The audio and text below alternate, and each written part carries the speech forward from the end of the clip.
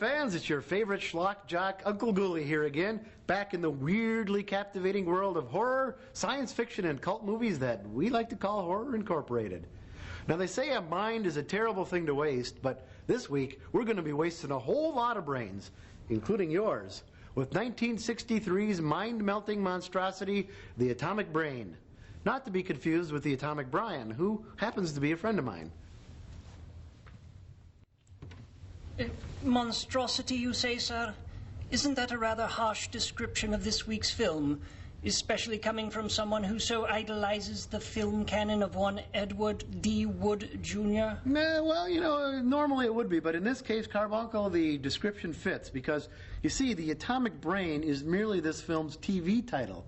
It was indeed originally called Monstrosity, which, you know, now I think about it, is actually a more apt title, because, first of all, there's no atomic brain to be seen in the film, and secondly, Monstrosity is a much better description of the movie itself.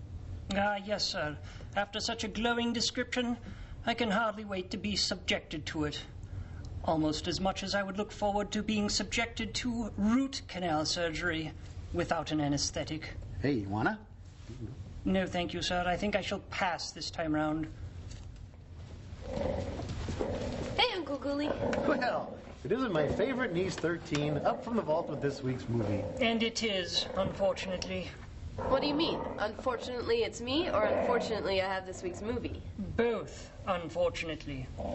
Say, you get a haircut or something? There's something different about you that I just can't quite put my finger on. No. Really? I did get a new pet, though. Like him? Werewolf? Werewolf. Yeah, Wolfie here is a purebred werewolf. He's great for chasing neighborhood kids, scaring little old ladies, maiming, mauling, you know. Oh, he's a cute little guy. Yes, even I must admit he is a fine-looking creature. I do so love animals. Hey, a whole lot of brain swapping going on in this week's movie, huh? That's right, you know, plenty of brains, but you know, there's no atomic ones. Well, let's see, we've got a woman with no brain at all. We've got a woman with cat's brain. We've got... Yeah, a real pro-female movie, I see. Typical. Hey, you know, I don't make these things, I just show them, you know. It's misogynistic brain transplants, the phoniest accents this side of Kevin Costner. Why, what more could a person want? Oh, I don't know, sir. A well-written storyline, fully rounded characters, passable production values, interesting and well-thought-out direction. The list goes on and on, shall I say? Gordon, old man.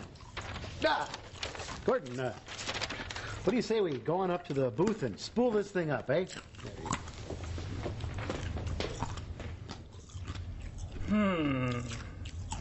What is it, Stretch? Well, in regards to your objections to the treatment of women in this week's film... Yeah? Well, to be completely honest, I don't think of you as a woman. In fact, I try not to think of you at all. Ooh, good one. Thank you. Well, I'm off to booby-trap your bedroom. See ya.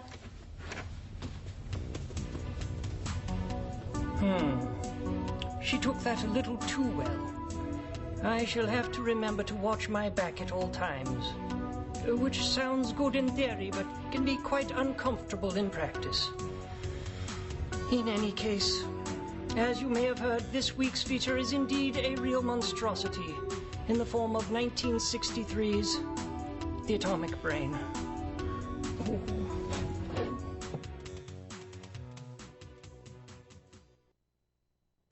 Hey there, Fright fans. You know, since there is no atomic brain in this week's movie, despite the title, we here at Horror Incorporated thought it would be fun...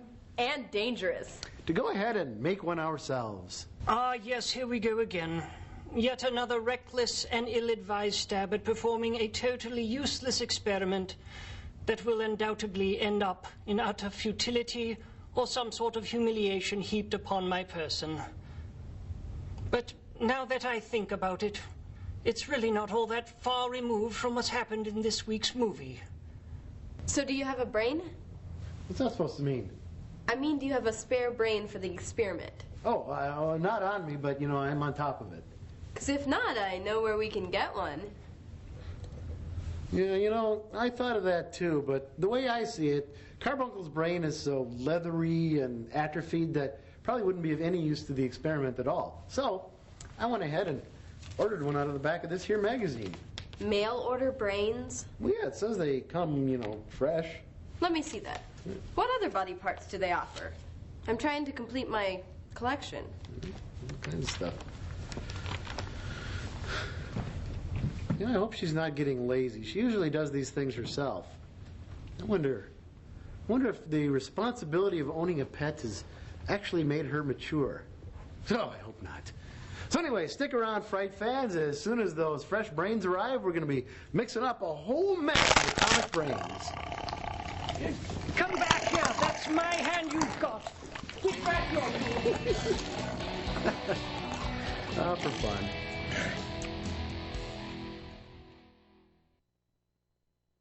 And the nurse looks at him and says, "Doctor bent it." Doctor says, "No, doctor broke it." Oh, it's you. Oh, I see you got your hand back from Wolfie anyway. Yes, sir. And no thanks to you, I might add. I'm glad to do my part, Carbuncle. Of course, sir. Where is the little scamp anyway? To which little scamp are you referring, sir? Mistress 13 or her mongrel? Surprise me. Well, I do believe Mistress 13 is ordering numerous body parts out of that magazine of yours, and I believe her beast is out back burying some bones. It's a good werewolf, isn't he, Gordon? Yeah. If you say so, sir. And now where was I? Oh, that's right. Hey, here's another good one. See, these two cowboys are leaving the wagon train out west, right? And it's really, really hot, and they're really getting thirsty. Hey there, Coco. I got a delivery here for a Uncle Ghoulie or something. You wouldn't happen to be him there, would you, J. Fred Muggs?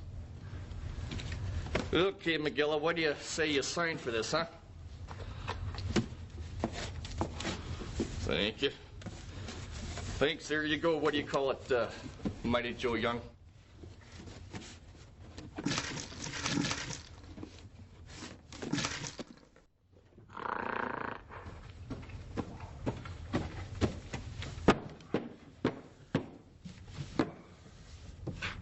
Why, whatever could this be?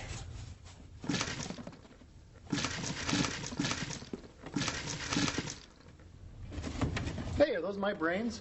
Well, not wanting to offer you a compliment, sir, I've always thought that your brains were nestled within inside your skull. Not that you utilize them that very often. No. I mean the brains for my experiment.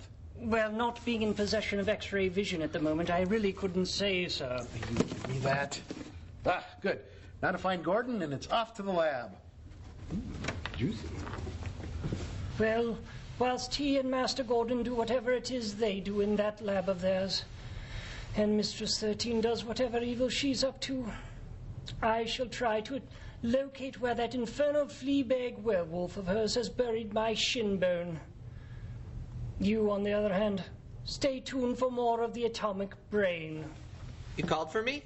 No, I said the atomic brain. Oh, sorry, my mistake.